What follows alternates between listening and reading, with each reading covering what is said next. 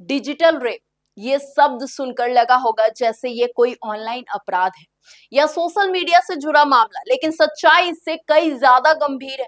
ये अपराध किसी वेबसाइट या ऐप पर नहीं बल्कि हमारे समाज में, हमारी वास्तविक दुनिया में होता है और इसके पीड़ित अक्सर छोटे बच्चे या फिर महिलाएं जैसे संवेदनशील जिंदगी के साथ संघर्ष करते हैं।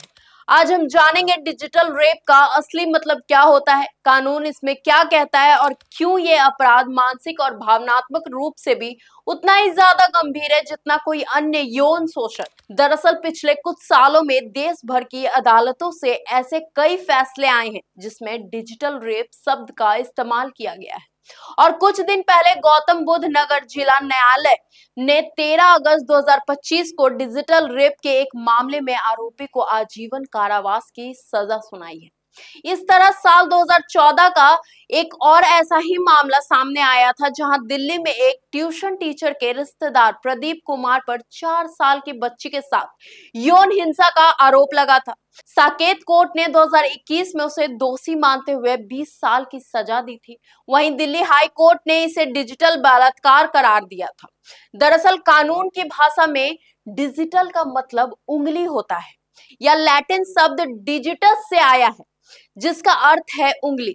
यानी डिजिटल रेप वो यौन अपराध है जिसमें सहमति के बिना उंगली या कोई अन्य वस्तु लड़की या महिला के प्राइवेट पार्ट्स में डाली जाती है। सुप्रीम कोर्ट की वकील दिव्या सिंह कहती है, पहले ऐसे मामलों में दोषी को पकड़ना मुश्किल था क्योंकि कानूनी धाराएं सीमित थी। 2012 के निर्भया केस के बाद कानून में बदलाव हुआ।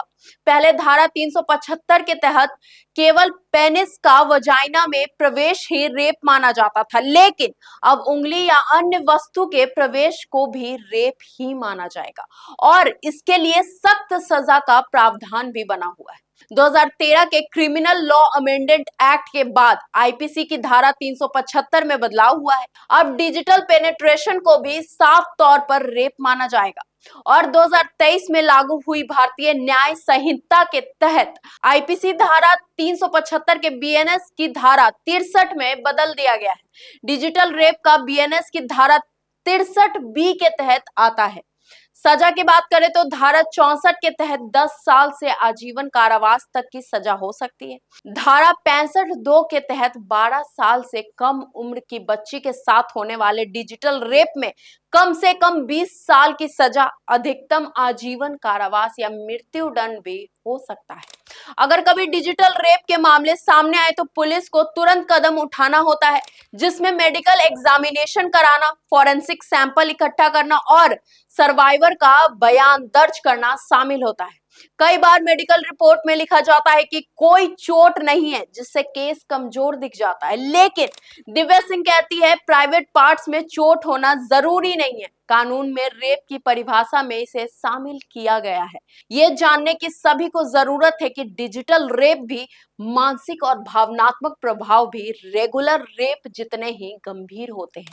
सुप्रीम कोर्ट की वकील कामिनी जसवाल भी कहती हैं कि समाज में जागरूकता फैलाना जरूरी है। बिना पेनिस पेनिट्रेशन के भी रेप हो सकता है। सर्वाइवर को दोष देना बंद किया जाए। यौन शिक्षा घर से शुरू होनी चाहिए।